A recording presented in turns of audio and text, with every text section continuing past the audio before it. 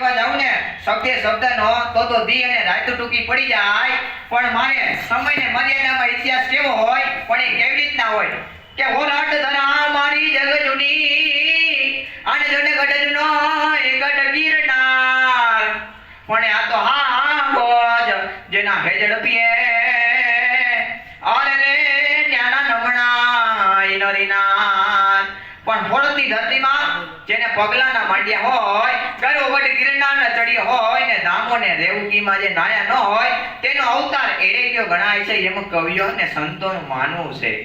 આજનો ઇતિહાસ એવો માંગુ છું, રા નવગણ ને દેવાયત ગોદરનો ઇતિહાસ છે.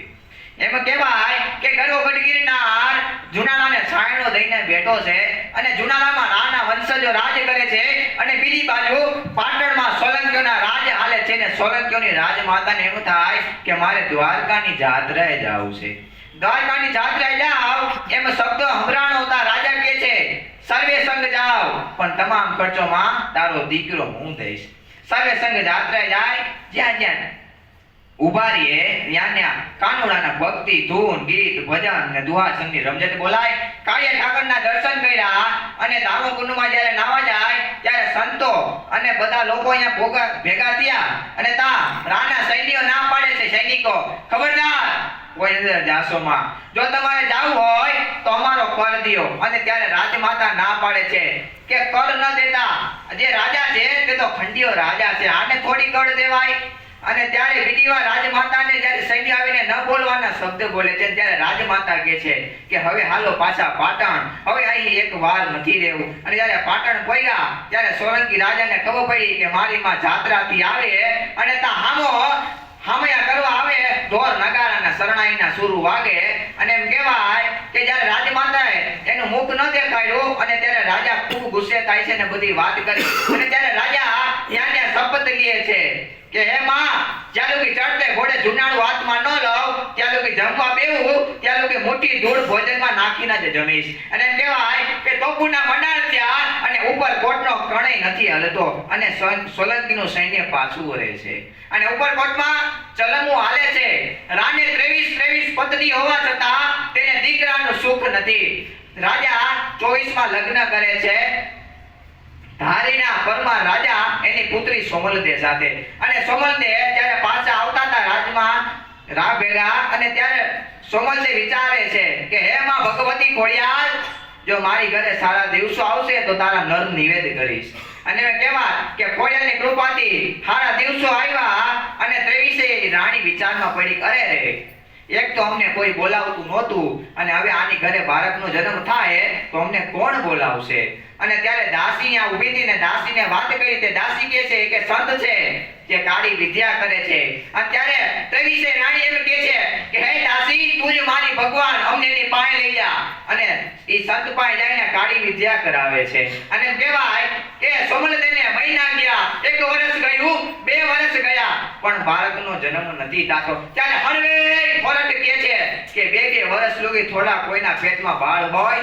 એમ કહેવાય કે ખુદ રાજા કહે છે કે 2 વર્ષ સુધી બાળક પેટમાં ન હોય. અને ત્યારે સોમલદેને એના પિયરના પક્ષમાંથી કોઈ નથી બોલાવતું, સાસરા પક્ષમાંથી કોઈ નથી બોલાવતું, ફક્ત બોલાવે છે તો એની વાલબાઈ વડારણ, એની દાસી જેના પિયરમાંથી આવેલી હતી.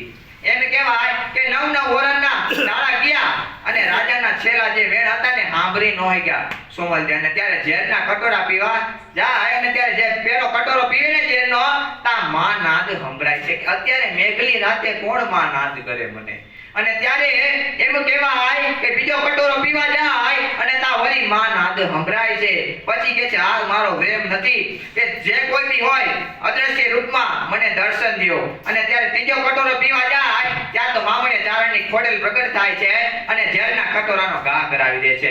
અને માં ખોડિયાર કહે છે કે હવારના સૂરજ નારાયણ ઉગે અને રાજની કચેરીમાં કહી દેજે કે તારી ઘરે દીકરાનો જન્મ થયો છે અને 9 વર્ષે દીકરો આવ્યો, તેનું નામ નવગણ પાડજે. અને હવાનો કોર્તિયો અને વાલભાઈ વડાણને મોકલ્યા રાણી કચેરીમાં ને કીધું કે રાજા, સોમલદેને દીકરો આવ્યો છે. અને તા તો રાજા આનંદમાં આવી ગયા, અરે અરે મારી ઘરે દીકરો આવ્યો. જે દાન જો હોય સર્વેને દાન દેતા. અને એમ કહેવાય કે જ્યોતિષો આવે છે અને જ્યોતિષ નવગણના જોવે છે. અને એમાં એક જ્યોતિષ બોલ્યો કે નવગણને 6 મહિના થાય ને તાર રાનું માથું રાજાનું માથું ધરતી અલગ થઈ જાય. 6 મહિના વયા ગયા તો કાંઈ નહીં થાય અને સમયને જાતા ક્યાં વાર લાગે.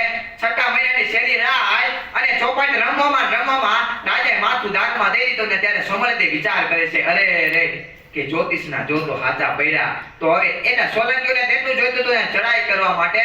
સોલંકી ચડાઈ કરે છે અને એમ કહેવાય કે રાજપૂતાણી જ્યારે અગ્નિકુંડમાં પડવા જાય ત્યારે વાલભાઈ વડારાને કહે છે કે વાલભાઈ મારા દીકરાને આડીને ગોરીધનના પાદરમાં મારા જીભથી માનેલો ભાઈ એની ઘરે મૂકી આવો. વાલભાઈ વડારા જ્યારે જાય ત્યારે રસ્તામાં ને ભીમો રખિયાનો સામો આવે છે કે ભીમાભાઈ મારી માથે જે છે ને ઈ ટોપલું ખાલી નથી, એમાં રાની શેરી જોત છે. એટલે મેં કહેવાય કે જગતની માલપા 2 વાર ટોપલા લેવામાં આવ્યા. એકવાર મથુરાની જેલમાં વાસુદેવ જ્યારે ટોપલામાં કૃષ્ણ ભગવાન અખિલ બ્રહ્માંડના નાથ કાળિયા ઠાકરને લઈને આવતા હતા અને એ ટોપલું નંદ બાબાના ઘરે આવતું હતું ને એ પણ આઈને જ હતા. અને બીજું ટોપલું ઉપર કોટથી આવતું હતું અને વાલદેવ વડારા જેને લઈને આવતી હતી અને એમાં રાવંશની છેલ્લી જોત હતી એટલે કે 9 ગણ ઈ પણ આવીને ગોરીધનના પાદરમાં દેવત બોધનની ઘરે જાતું તો ને ઈ પણ આવી હતા. એટલે તો કહેવાય છે કે દુનિયા જાકારો દે અને ઘરમાં રાખે ને રામ પણ તેથી સાતા માથે મુંડવે ને ઈ આહીર કેરી જા. અને એમ કહેવાય કે વાલબાઈએ ભીમાને કીધું કે ભાઈ લઈ લેને આડીને ગોરીધનના પાદરમાં જે પેલા પોક્ષી રાહ જોવે. ત્યારે ભીમો કહે છે કે બેન કાંઈ વાંધો ન, અમારી માથે તો અમથાય ટોપલા જોઈને લાઈ ત્યાં પોગાડી દઉં. અને ત્યારે વાલબાઈ ઈ દેવાત બોધનના હાથમાં જ્યારે દીકરો દે છે ને ત્યારે દેવાત બોધનને વાત કહે છે કે આવી રીતના બધું થયું. અને ત્યારે દેવાત બોધન ત્યાં પ્રણ લે છે કે હું ગાય